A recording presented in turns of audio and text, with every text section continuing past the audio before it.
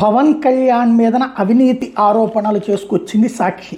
ఎందుకయ్యా అంటే టీజీ విశ్వప్రసాద్ ఏదైతే పీపుల్ టెక్ నిన్ననే మనం మాట్లాడుకున్నాం, తాజాగా ఆంధ్రప్రదేశ్లో ఎలక్ట్రిక్ వెహికల్స్కి సంబంధించినటువంటి దాంతోపాటుగా దానికి సంబంధించిన ట్రాక్స్ ఇవన్నీ తయారు చేస్తుందని అలాంటి ఒప్పందం కుదిరింది అన్నటువంటిది. అయితే దానికి సంబంధించి సాక్షి కథనం ఏంటంటే టీజీ విశ్వప్రసాద్, ఆ పేరు చాలామంది కొత్తగా పరిచయం చేయాల్సిన అవసరం లేదు.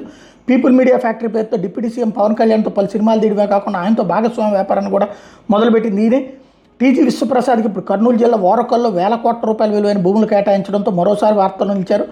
పవన్ క్రియేటివ్ వర్క్స్తో కలిపి people media factory LLP limited liability partnership తొలి దశలో 15 చిత్రాలు నిర్మించేలా ఒప్పందం చేసుకున్నారు. ఎన్నికల ముందు జనసేన అధ్యక్షుడు పవన్ కళ్యాణ్తో బ్రో అనే సినిమా కూడా తీశారు. అందులో అప్పటి జలవనరుల శాఖ మంత్రి అంబటి రాంబాబు వ్యక్తిత్వ హననం చేసే విధంగా నటుడు పృథ్వీతో ఓ సీన్ పెట్టిన సంగతి తెలిసిందే. అంతేకాకుండా 2024 ఎన్నికల్లో కర్నూలు జిల్లా ఆదోని నియోజకవర్గం నుంచి జనసేన తరపున అభ్యర్థిగా పోటీ చేయడానికి విశ్వప్రసాద్ ప్రయత్నాలు చేశారు. కూటమి ఒప్పందంలో భాగంగా ఆ సీటు భారతీయ జనతా పార్టీకి కేటాయించడంతో పోటీ చేయలేకపోయారు. అయితే ఎన్నికల ప్రచారానికి భారీగా నిధులు సమకూర్చినట్టు రాజకీయంగా పెద్ద ఎత్తున చర్చ జరిగింది. ఫలితాల తర్వాత ఎన్డీఏ కూటమి అధికారంలోకి వచ్చి పవన్ కళ్యాణ్ డిప్యూటీ సీఎం కావడంతో హైదరాబాద్లో విశ్వప్రసాద్ గ్రాండ్ పార్టీ ఇవ్వడం మీద భారీగా చర్చ జరిగింది. పవన్ కళ్యాణ్ పార్ట్నర్ అయినందున ఆయన కోట్ల విలువైన భూముల్ని కారుచౌకగా కట్టబెట్టడానికి ఫైళ్లు చర్చకు కదిలాయని, ఆ వెంటనే ఒప్పందం కుదిరిందనే వాదన వినిపిస్తోంది.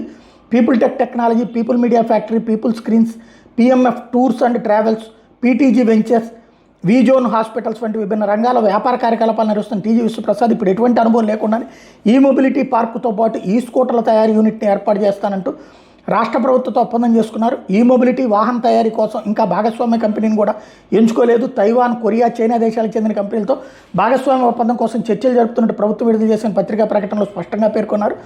2100 కోట్ల పెట్టుబడులు పెట్టి ఆర్థిక స్థితి పీపుల్ గ్రూప్కి లేనేలేదు. అయినా ఈ విషయాలేమీ పరిగణలోకి తీసుకోకుండా ఏపీ ఈడీబీ పీపుల్స్ గ్రూప్తో ఒప్పందం చేసుకుంది. కర్నూలు జిల్లా ఓరకల్లో 1200 ఎకరాలను 1800 కోట్లతో ఈ మొబిలిటీ పార్క్ అభివృద్ధి చేయడంతో పాటు యాంకర్ అంటే ప్రధాన కంపెనీగా పీపుల్ టెక్ ఎంటర్ప్రైజెస్ 300 కోట్లతో ఈ మొబిలిటీ యూనిట్ని ఏర్పాటు చేసే విధంగా ఒప్పందం కుదుర్చుకుంది. ఓరకొల్లు దగ్గర సుమారు 9000 ఎకరాల పారిశ్రామిక పార్కును అభివృద్ధి చేయబోతున్నారు. అందులో తొలి దశలో కేంద్ర ప్రభుత్వ రంగ సంస్థ నిక్డిక్ట్ నిధులతో 2621 ఎకరాల పారిశ్రామిక పార్కును అభివృద్ధి చేయబోతున్నారు. ఇందుకు సంబంధించి శుక్రవారం రాష్ట్ర మంత్రివర్గం పారిశ్రామిక పార్కు కోసం 2621 ఎకరాల భూమి ఆదాయానికి ఆమోదం తెలిపింది. ఒక్కసారి పారిశ్రామిక పార్కు అభివృద్ధి పనులు మొదలైతే అక్కడ భూముల రేట్లు గణనీయంగా పెరుగుతాయి. ప్రస్తుతం ఇక్కడ ఎకరా భూమి 80 లక్షల నుంచి ₹1 కోటి పైనే పలుకుతుంది. ఒకసారి పారిశ్రామిక పార్కు అభివృద్ధి అయితే ఈ రేట్లు 4-5 రెట్లు పెరుగుతాయి. ఈ విషయాన్ని దృష్టిలో పెట్టుకుని డిప్యూటీ సీఎం వ్యాపార భాగస్వామి కారు చౌకగా ఈ భూములు కొట్టేసే విధంగా పథకం రూపొందించారు. పీపుల్ టెక్ పేరుతో ఈ మొబిలిటీ పార్కును ఏర్పాటు చేస్తున్నామంటూ ఎకరా 15 లక్షల నుంచి 16 లక్షలకు అప్పగించే విధంగా ప్రభుత్వ పెద్దలు చక్రం తిప్పుతున్నారని అధికారిక వర్గాల్లో చర్చ జరుగుతోంది. ఇప్పుడు అక్కడ ఏపీఐఐసికి ఎకరం 70 లక్షల నుంచి 80 లక్షలకు ఎకరిస్తుంటే అత్యంత కారు చౌకగా భూములను అప్పగించడానికి రంగం సిద్ధం కావడం వెనకాల ఏం జరిగి ఉంటుందో ప్రత్యేకించి చెప్పక్కర్లేదు. ఎన్నికల గెలుపులో కీలక పాత్ర పోషించిన పవన్ కళ్యాణ్ వ్యాపార భాగస్వామికి వేల కోట్ల విలువైన భూములు అత్యంత కారు చౌకగా దారాదత్తం చేస్తున్నపై పెద్ద ఎత్తున విమర్శలు వస్తున్నాయి.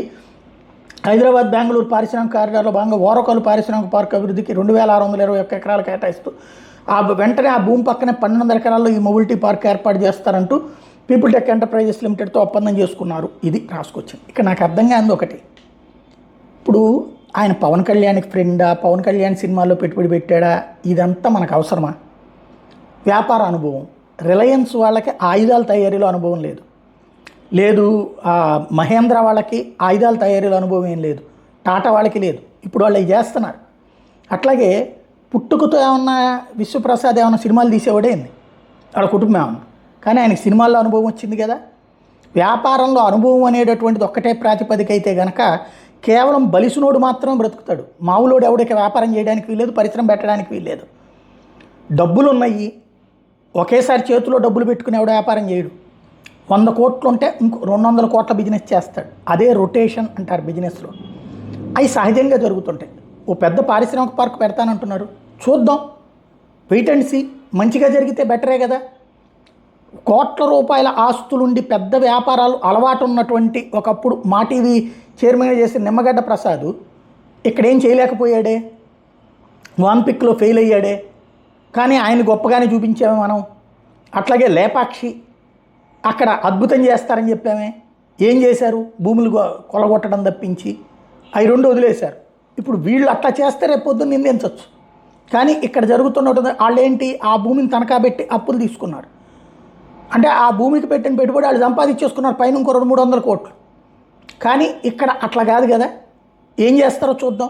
ఊరికినే ఆవేశంగా ఓ పారిశ్రామికత వస్తుంటే వాళ్ళతో పరిచయం వీళ్ళతో పరిచయం అని చెప్పి చెడగొట్టడం, పరిచయం ఉంటే రప్పిద్దాం. ఇంకా జగన్ గారి మనుషులు కూడా వచ్చి పెట్టుబడి పెట్టమనండి, మంచిదే కదా.